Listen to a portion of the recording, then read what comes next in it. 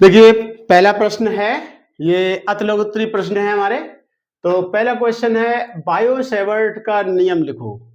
तो एक साइंटिस्ट हैं बायो सेवर्ट, बायो और सेवर्ट दो साइंटिस्ट थे। उन्होंने बताया कि एक धारावाही चालक ले लें।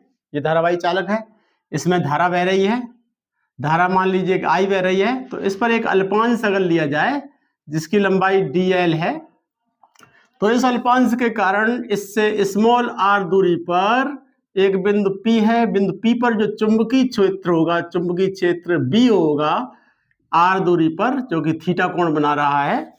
तो उन्होंने बताया कि इस अल्पांश dl के कारण स्मॉल r दूरी पर स्थित बिंदु P पर जो चुंबकीय क्षेत्र B होता है वो तीन प्रकार से निर्भर करता है। यानी जो dV होगा वो प्रोपोर्शनल होगा, प्रवाहित होने वाली धारा I के अनुक्रमानुपाती होता है।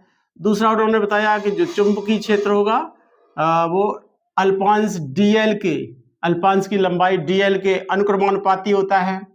और तीसरा बताया उन्होंने उस अल्पांश को उस बिंदु से मिलाने वाली रेखा और प्रवाहित होने वाली धारा I के बीच के कोण की ज्या, यानी dV प्रोपोर्शनल होगा साइन थीटा।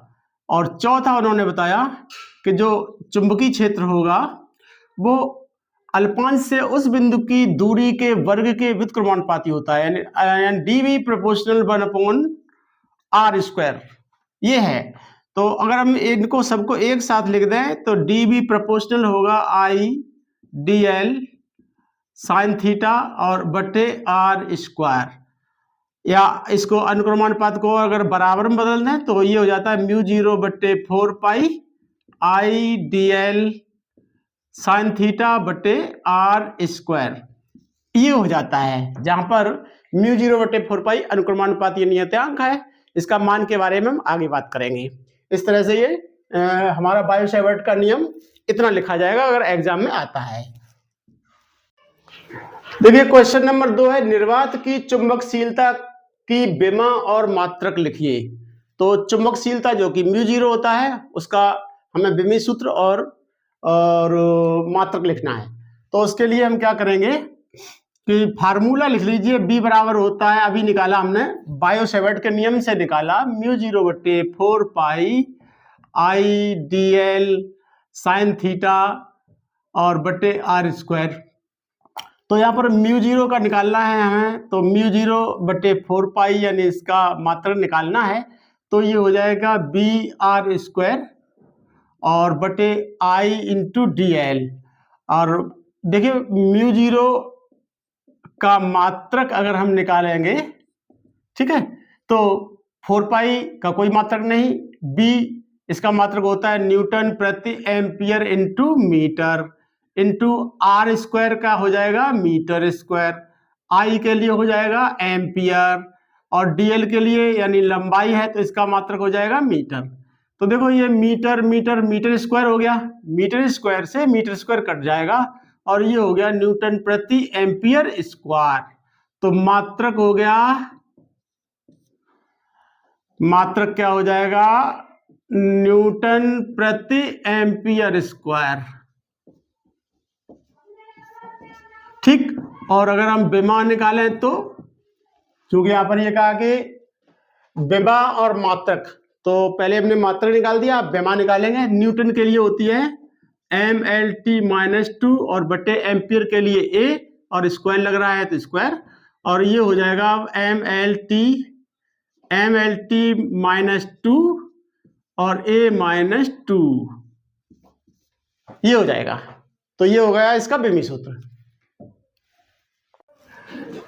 क्वेश्चन नंबर 3 है हमारा, μ0ε0 का विमीय सूत्र। देखिए तो एक ऐसा एक फार्मूला हम लिखेंगे जिसमें μ0ε0 आता हो। तो ये हम जानते हैं कि प्रकाश की चाल c बराबर होता है 1/√μ0ε0, और अगर दोनों तरफ वर्ग कर दें तो ये हो जाएगा c² बराबर 1/μ0ε0। और चूंकि हमें मात्रक जो निकालना है, विमीय सूत्र जो निकालना है वो μ0ε0 का निकालना है, तो इसको इधर ले आइए, इसको इधर ले जाइए, तो ये हो जाएगा μ0ε0 बराबर 1/c²।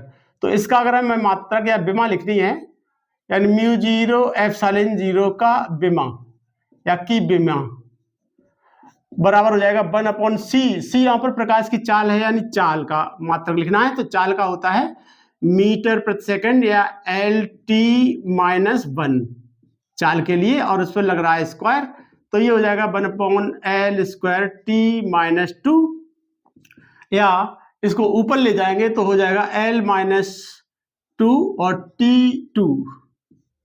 ठीक है, तो ये हो गया μ0 एप्सिलॉन 0 का विमीय सूत्र।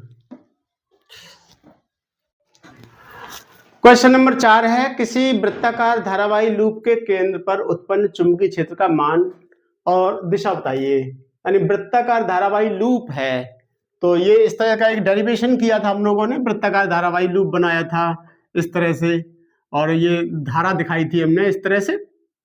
तो इसके केंद्र पर चुंबकीय क्षेत्र का मान निकाला था, B बराबर निकला था μ0I/2a, जहां पर μ0 जो है निर्वात की चुंबकशीलता है, और I जो है इसमें बहने वाली धारा है, और A जो है इसकी वृत्ताकार जो भी कुंडली है इसकी त्रिज्या है, ये हमने लिया था। तो अब इसमें एक मान और कहा है कि चुंबकीय क्षेत्र का मान पूछा गया है और दिशा भी बतानी है। तो दिशा जो निकलेगी वो दाएं हाथ की हथेली के नियम नंबर 1 से निकल के आ जाएगी चुंबकीय क्षेत्र की दिशा।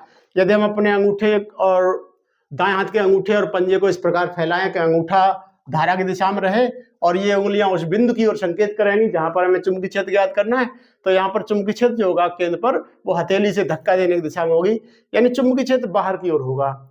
और यदि धारा की दिशा पलट दी जाए, इस दिशा में कर दी जाए, तो चुंबकीय क्षेत्र अंदर की ओर हो जाएगा, यानी केंद्र पर चुंबकीय क्षेत्र अंदर की ओर हो जाएगा। अगर धारा इस प्रकार से बह रही है जैसा कि हमने चित्र में दिखाया है, यानी ये वामावर्त बह रही है, एंटी क्लॉकवाइज बह रही है, इस तरह से धारा बह रही है तो बाहर की ओर होगा, और यदि क्लॉकवाइज कर दें तो चुंबकीय क्षेत्र जो होगा अंदर की ओर होगा। ठीक है, क्वेश्चन नंबर 5 है, एक लंबे सीधे तार में 10 एम्पीयर की धारा प्रवाहित हो रही है, इससे 10 सेंटीमीटर की दूर स्थित बिंदु पर चुंबकीय क्षेत्र की तीव्रता ज्ञात कीजिए। तो इसमें जो मान दे रखे हैं, क्वेश्चन नंबर ये 5 है, जो दिया हुआ है I बराबर दिया हुआ है 5 एम्पियर, सॉरी 10 एम्पियर, I का मान दिया है 10 एम्पियर, और दूरी दे रखी है R बराबर 10 सेंटीमीटर, या कहें कि 0.1 मीटर, या कहें कि 1 × 10⁻⁻1 मीटर। तो कहा है कि चुंबकीय क्षेत्र B बराबर ज्ञात करना है, तो इसका फार्मूला होता है μ0/2π और I/R, अनंत लंबाई के धारावाही चालक के कारण, क्योंकि यहाँ पर ये दिया है एक लंबे सीधे तार, लंबा कहते ही वो अनंत लंबाई का मान लिया जाता है, तो ये होता है। तो इसमें μ0/2π का मान है 2 × 10⁻⁷, और इंटू I का मान ये दिया हुआ है 10, बटे R का मान दिया है 1 × 10⁻⁻1।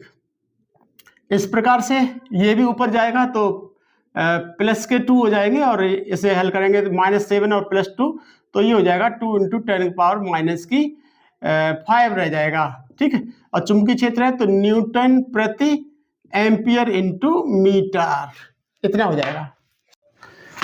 क्वेश्चन नंबर 6 है हमारा, ये क्वेश्चन नंबर 6, एम्पियर का परिपथीय नियम क्या है, स्पष्ट कीजिए। तो एम्पियर का परिपथीय नियम बताना है, तो एम्पियर के परिपथीय नियम के अनुसार, यानी इसकी परिभाषा क्या है, किसी बंद परिपथ की सीमा के अनुदिश चुंबकीय क्षेत्र का रेखीय समाकलन, चुंबकीय क्षेत्र का रेखीय समाकलन, यानी समाकलन करना है, क्लोज्ड इंटीग्रेशन, चुंबकीय क्षेत्र B का रेखीय समाकलन का मतलब dl लंबाई के अनुदिश हो जाता है, तो और बराबर कितना हो जाता है, प्रवाहित धारा I का μ0 गुना होता है। ये फार्मूला होता है एम्पियर का परिपथीय नियम का। एक बार फिर सुन लीजिए, किसी बंद परिपथ की सीमा के अनुदिश चुंबकीय क्षेत्र का रेखीय समाकलन उसके द्वारा परिबद्ध धारा I का μ0 गुना होता है। क्वेश्चन नंबर 7 है, किसी लंबी धारावाही प्रणालिका के भीतर अक्ष पर चुंबकीय क्षेत्र का व्यंजक लिखो। देखिए इसका भी डेरिवेशन हम लोग कर चुके हैं पीछे, एंड क्वेश्चन नंबर 7 में, यानी लंबी धारावाही प्रणालिका की अक्ष पर चुंबकीय क्षेत्र निकला था B बराबर μ0 n I0। ठीक है, तो यहाँ पर μ0 निर्वात की चुंबकशीलता है, एन जो है एकांक लंबाई में धारावाही प्रणालिका की एकांक लंबाई में फेरों की संख्या है, और I0 जो है उस प्रणालिका में बहने वाली धारा की पीक वैल्यू है। ठीक है, इस तरह से इसे मान भी कभी कभी इस तरह से आता है कि सूत्र लिखो और प्रयुक्त चिन्हों का अर्थ लिखो। तो यहाँ पर एन लिखोगे एकांक लंबाई में फेरों की प्रणालिका की एकांक लंबाई में फेरों की संख्या, और I0 है प्रणालिका में बहने वाली धारा का अधिकतम मान। ठीक है। क्वेश्चन नंबर 8 है, एक समान चुंबकीय क्षेत्र से क्या तात्पर्य है, उदाहरण दीजिए। तो एक समान चुंबकीय क्षेत्र क्या होता है, अगर कहीं पर चुंबकीय क्षेत्र जो चुंबकीय बल रेखाएं हैं वो समांतर हों, समदूरस्थ हों, तो वो वहां पर चुंबकीय क्षेत्र जो होता है एक समान होता है। इस प्रकार से कह सकते हैं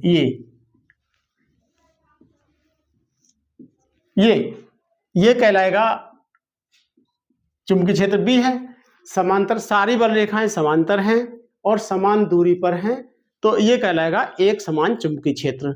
अब आता है इसका उदाहरण क्या हो सकता है, जैसे पृथ्वी के कारण कहीं पर भी चुंबकीय क्षेत्र जो होता है, पृथ्वी के कारण चुंबकीय बल रेखाएं वैसे तो जैसे ये पृथ्वी है और ये मान लें कि यहाँ पर चुंबक है नॉर्थ पोल साउथ पोल और यहाँ से बल रेखाएं निकलती हैं, तो ये बल रेखाएं वैसे तो वृत्ताकार बनती हैं या इस प्रकार से बनती हैं, यानी कर्व के आकार में, वृत्ताकार तो नहीं कहेंगे, कर्व में बनती हैं। लेकिन पृथ्वी का आकार अनंत है, यानी बहुत बड़ा माना जा सकता है, अनंत तो नहीं है लेकिन हम क्या कह सकते हैं कि बहुत बड़ा है। तब ये जो बल रेखाएं होती हैं, यानी ये बल रेखाएं, ये सभी लगभग समांतर हो जाती हैं। कोई भी वृत्त है, अगर वो वृत्त जो है, वृत्त कोई अनंत त्रिज्या का वृत्त कर दें तो उसकी त्रिज्या जो होती है वो अनंत अगर कर दी जाए तो उसकी परिधि जो होती है वो समांतर होती है। जैसे पृथ्वी है बहुत बड़ा गोला है, तो पृथ्वी हमें समतल दिखाई देती है, समांतर दिखाई देती है, या इस पर जो रेखाएं खींची जाएंगी वो भी क्या होंगी, समांतर होंगी। तो जैसे चुंबकीय पृथ्वी के कारण जो चुंबकीय क्षेत्र किसी स्थान पर अगर देखा जाए तो वो हम ये कह सकते हैं कि समांतर है। तो समांतर का जो उदाहरण है, एक समान चुंबकीय क्षेत्र का एक उदाहरण हो सकता है, पृथ्वी के कारण किसी स्थान पर चुंबकीय क्षेत्र जो हो सकता है वो क्या होगा, एक समान चुंबकीय क्षेत्र का उदाहरण होगा। क्वेश्चन नंबर 9 है, एक समान चुंबकीय क्षेत्र में रखे किसी धारावाही चालक पर लगने वाले बल का परिमाण और दिशा बताइए। एक समान चुंबकीय क्षेत्र है और उसमें एक धारावाही चालक रख दिया गया है, तो उस पर लगने वाले बल का परिमाण, लगने वाले बल का परिमाण IF बराबर था IBL साइन थीटा। ठीक है, तो यहाँ पर जो थीटा जो है प्रवाहित होने वाली धारा I और चुंबकीय क्षेत्र B के बीच का कोण है, ये मान सकते हैं। तो लगने वाले बल का परिमाण और दिशा जो निकल के आएगी वो फ्लेमिंग के बाएं हाथ के नियम के अनुसार निकलेगी। जैसे मान लो कि ये चुंबकीय क्षेत्र है, अगर क्रॉस द्वारा चुंबकीय क्षेत्र दर्शाया जाए तो वो ब्लैक बोर्ड के तल के लंबवत अंदर की ओर होता है, और इसमें मान लीजिए कि ये धारा बह रही है, तो लगने वाले बल की जो दिशा निकलेगी वो निकलेगी फ्लेमिंग के बाएं हाथ के नियम से। फ्लेमिंग का बाएं हाथ का नियम आप लोग जानते होंगे। यदि हम बाएं हाथ के अंगूठे और पास वाली दो उंगलियों को लंबवत इस प्रकार फैलाएं कि मध्यमा उंगली ये धारा की दिशा को, तर्जनी उंगली चुंबकीय क्षेत्र की दिशा को प्रदर्शित करे, तो अंगूठा बल की दिशा को प्रदर्शित करेगा। तो देखो यहाँ पर ये मध्यमा उंगली धारा की दिशा में है, तर्जनी उंगली चुंबकीय क्षेत्र की दिशा में है, यानी तर्जनी उंगली बोर्ड के तल के लंबवत अंदर की ओर है। तो बल जो लगेगा इस धारावाही चालक पर, जो बल लगेगा वो ऊपर की ओर लगेगा, यानी इस पर जो बल लगेगा वो ऊपर की ओर लगेगा। यानी हम ये कह सकते हैं कि जो बल की दिशा जो होगी, बल का परिमाण और दिशा, बल तो हो जाएगा, परिमाण तो हो जाएगा IBL साइन थीटा, और जो दिशा होगी प्रवाहित धारा I के लंबवत और चुंबकीय क्षेत्र के भी लंबवत, यानी धारा I और चुंबकीय क्षेत्र B दोनों के लंबवत होगी। क्वेश्चन नंबर 10 है, किसी चुंबकीय क्षेत्र में गतिमान आवेश पर बल का सूत्र लिखिए। यानी कोई आवेशित कण है, चुंबकीय क्षेत्र में गति कर रहा है, तो उस पर लगने वाले बल का सूत्र लिखना है और प्रयुक्त चिन्हों का अर्थ बताना है। तो लगने वाले बल का मान जो होता है F बराबर, यानी कोई आवेश Q है, V वेग से गतिमान है और B चुंबकीय क्षेत्र में है, तो साइन थीटा इतना। तो Q का मतलब जहां प्रयुक्त चिन्हों का अर्थ भी लिखना है, यानी Q जो है क्या है, गतिमान आवेश है, गतिमान आवेश, और V यानी आवेश जिस वेग से, आवेश का वेग है, आवेशित कण का वेग है, कहने का मतलब B जो है चुंबकीय क्षेत्र है और थीटा जो है वो V व B के बीच का कोण है।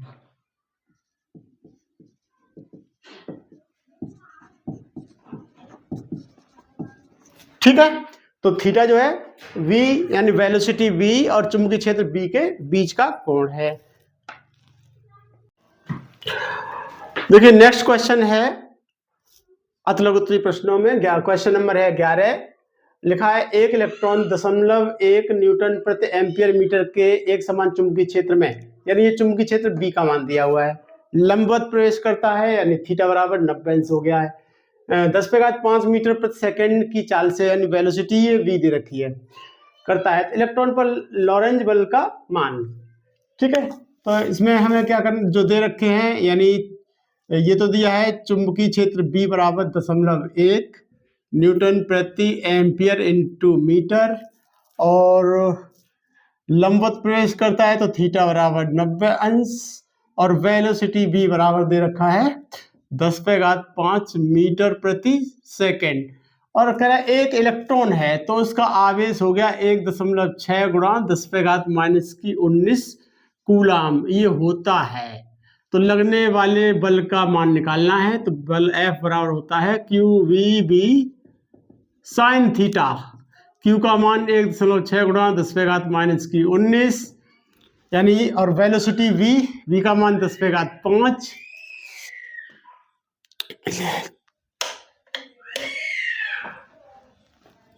वेलोसिटी V का मान दे रखा है 10⁵, इंटू B का मान दिया हुआ है 0.1 और गुणा साइन थीटा का मान है 90।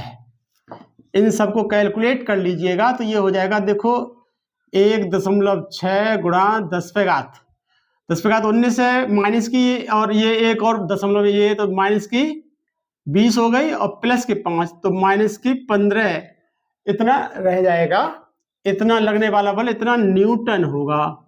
ठीक है, क्वेश्चन नंबर 12 है एक आवेश Q किसी चुंबकीय क्षेत्र B में 30 अंश के कोण पर V वेग से चल रहा है, आवेश पर लगने वाला बल कितना होगा, यानी बल पूछा गया है, आवेश Q है, B चुंबकीय क्षेत्र है, थीटा बराबर, ये क्वेश्चन नंबर 12 है, थीटा बराबर इसमें 30 अंश है, तो V वेग से चल रहा है, तो लगने वाला बल F बराबर होता है QVB साइन थीटा, यानी QVB और साइन थीटा का मान 30 अंश, यानी QVB और साइन 30 का मान होता है 1/2, इस प्रकार हो गया 1/2 QVB। ये आंसर हो गया, ये क्वेश्चन नंबर 12 है। ओके, क्वेश्चन नंबर 13 है निर्वात की चुंबकशीलता μ0 का विमीय सूत्र और SI प्रणाली में मात्रक निकालना है। तो विमीय सूत्र भी निकलाएगा और ये भी निकलाएगा, उसके लिए एक फार्मूला लिख देंगे, बायो-सैवर्ट के नियम से जो फार्मूला मिला था हमें, B बराबर μ0/4 पाई I/dl साइन थीटा बटे r², ये है। तो μ0 का निकालना है, तो जिसका हमें मात्रक और विमीय सूत्र निकालना होता है उसका पहले मान निकाल लीजिएगा। μ0 बराबर निकलेगा ये 4 पाई r² ऊपर चला जाएगा, यानी 4 पाई r² इंटू B बट्टे I/dl और साइन थीटा, ये हुआ। अब मात्रक निकाल दो, μ0 का मात्रक बराबर 4 पाई का कोई मात्रक नहीं, r का मतलब है दूरी है, यानी त्रिज्या है, तो ये हो जाएगा मीटर स्क्वायर, और b के लिए होता है न्यूटन प्रति एम्पियर इंटू मीटर। ठीक है, आई के लिए हो जाएगा एम्पियर और डीएल के लिए हो जाएगा मीटर, और साइन थीटा का कोई मात्रक नहीं होता। तो देखो एम यानी ये मीटर मीटर मीटर स्क्वायर और ऊपर वाला मीटर स्क्वायर कट गया। अब ये हो जाएगा न्यूटन प्रति एम्पियर स्क्वायर, न्यूटन प्रति एम्पियर स्क्वायर। ये हो जाएगा इसका SI प्रणाली में मात्रक। और बिमी सूत्र और बताना है, तो बिमा बराबर हो जाएगा, न्यूटन की होती है ML/T-2 और एम्पियर के लिए ए स्क्वायर यही होता है, तो ये हो जाएगा ML/T-2A-2। इस तरह से ये हो जाएगा। दो समांतर धारावाही रजरेखी तारों के बीच लगने वाले बल का सूत्र लिखो। देखिए दो समांतर धारावाही चालक थे इस तरह से, है ना, दो समांतर धारावाही चालक हैं, इसमें बहने वाली धारा I1 है, इसमें बहने वाली धारा I2 है, इनके बीच की दूरी R है, तो इनकी L लंबाई पर, यानी मान लो कि L लंबाई ये है, तो L लंबाई पर यानी एकांक लंबाई पर लगने वाला जो बल था ये निकला था F/L बराबर μ0/2 पाई और I1 I2 बटे R, ये निकल के आया था। ठीक है, तो यही पूछा गया था, दो समांतर धारावाही रजरेखी तारों के बीच लगने वाले बल का सूत्र लिखो। तो सूत्र होता है F/L यानी एकांक लंबाई पर लगने वाला बल बराबर होता है μ0/2 पाई I1 I2 बटे R। अगर पूछा जाए प्रतीकों का अर्थ भी बताओ, तो F का मतलब लगने वाला बल जो हमें पूछा गया है, L का मतलब जितनी लंबाई पर लगने वाला बल पूछा गया है, चालक की कितनी लंबाई पर लगने वाला बल पूछा गया। I1 जो है पहले चालक में बहने वाली धारा और I2 दूसरे रजरेखी चालक में बहने वाली धारा है, और R जो है इन दोनों चालकों के बीच की दूरी है। क्वेश्चन नंबर 15 है, दो समांतर धारावाही चालकों के बीच लगने वाले बल की प्रकृति कब आकर्षण होती है और कब प्रतिकर्षण होती है। यानी दो समांतर धारावाही चालक हैं ये, इनके बीच में जो लगने वाला बल है, बल तो अभी हमने पिछले प्रश्न में बताया था, F/L बराबर होता है μ0/2 पाई और I1 I2 बटे R, ये होता है। जैसे इसमें धारा बह रही है I1, इसमें धारा बह रही है I2, है ना, और इनके बीच की जो दूरी है वो है R। तो इस पर लगने वाला बल प्रश्न पूछ रहा है कि कब आकर्षण होगा, कब प्रतिकर्षण होगा। तो अगर ये इस तरह से जैसा कि हमने चित्र में दिखाया है, अगर दोनों धाराएं एक ही दिशा में बह रही हैं तब इनमें होता है आकर्षण, यानी आकर्षण होता है। ठीक है, और आकर्षण होने का मतलब ये फिर पास पास आ जाएंगे, इनकी बनावट भी थोड़ी सी चेंज हो जाएगी, यानी इस पर बल लगेगा इस दिशा में और इस पर बल लगेगा इस दिशा में, यानी ये पास पास आ जाएंगे, फिर इस तरह से हो जाएंगे ये इस तरह से। इसमें भी धारा इसी दिशा में, इसी दिशा में, यानी धारा I1 और इसमें धारा I2, तो इस दिशा में ये आकर्षित हो जाएंगे इस तरह से। ठीक है, और कब प्रतिकर्षण होगा, अगर ये विपरीत दिशा में धाराएं बह रही हो, यानी ये ये धारावाही चालक है और एक ये धारावाही चालक है, एक में धारा ऊपर की ओर बह रही है, दूसरे में धारा नीचे की ओर बह रही है I1 और ये है I2। ठीक है, और इनके बीच की दूरी R है, तो लगने वाला बल तो इतना ही होता है, लेकिन अब ये प्रतिकर्षण होता है, इस पर बल लगेगा बाहर की ओर, इस पर भी बल लगेगा बाहर की ओर, इस तरह से ये प्रतिकर्षित करेंगे, दोनों तार एक दूसरे को प्रतिकर्षित करेंगे, और वास्तविक स्वरूप इनका इस तरह से हो जाएगा, फिर फैल जाएंगे इस तरह से, ये इस दिशा में फैल जाएगा, ये इस दिशा में फैल जाएगा, और बहने वाली धारा ये होगी I1 और इसमें बहने वाली धारा विपरीत दिशा में है, तो ये हो जाएगी I2, इस तरह से।